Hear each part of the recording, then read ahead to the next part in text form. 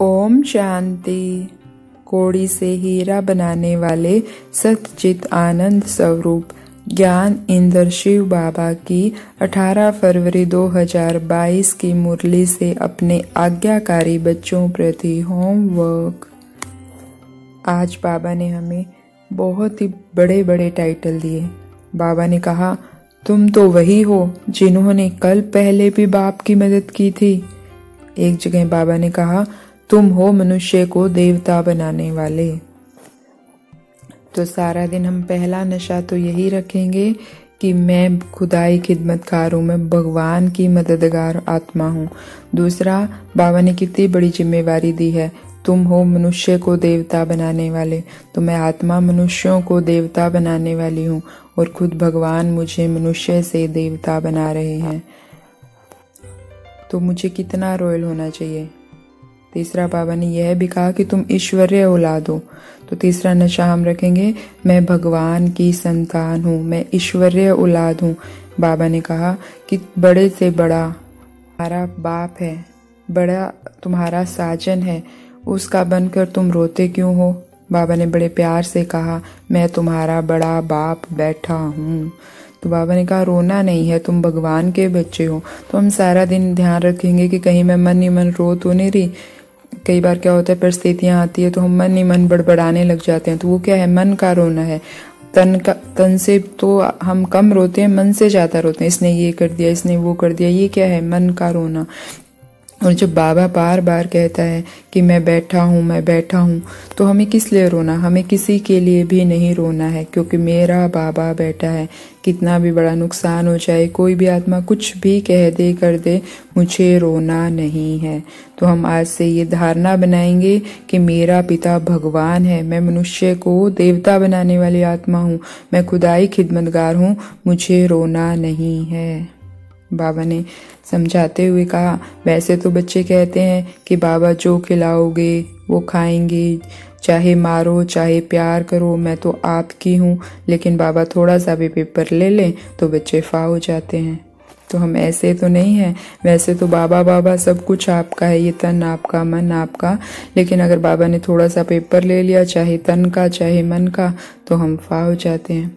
नहीं, बाबा पे निश्चय बुद्धि बनना है, किसी भी परिस्थिति में हारना नहीं है। बस मन को सारा दिन एक ही बात समझाते रहना है, मेरा बाबा बैठा है, मेरा बाबा बैठा है, मेरा बाबा भगवान है।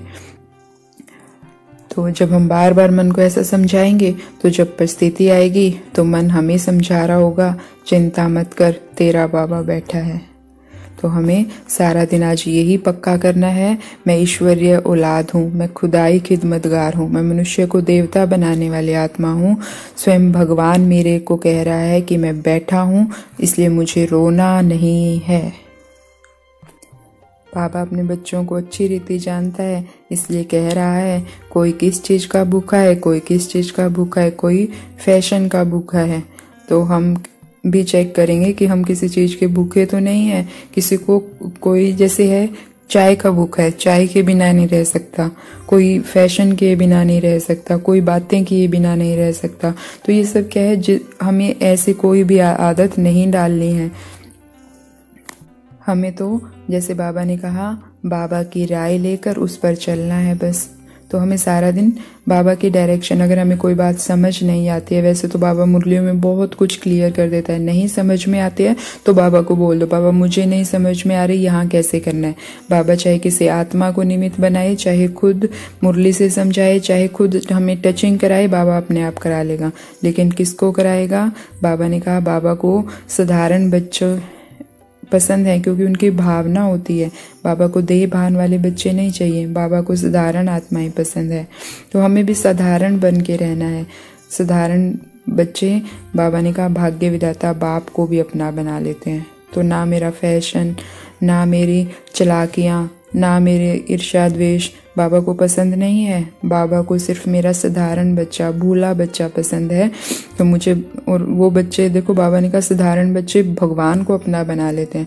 तो मैं अपनी मासूमियत से, अपने भोलेपन से बाबा को अपना बना लूं, तो मुझे अनुभव होगा कि बाबा पे अधिकार होते ही भाग्य पर मेरा अधिकार हो गया है।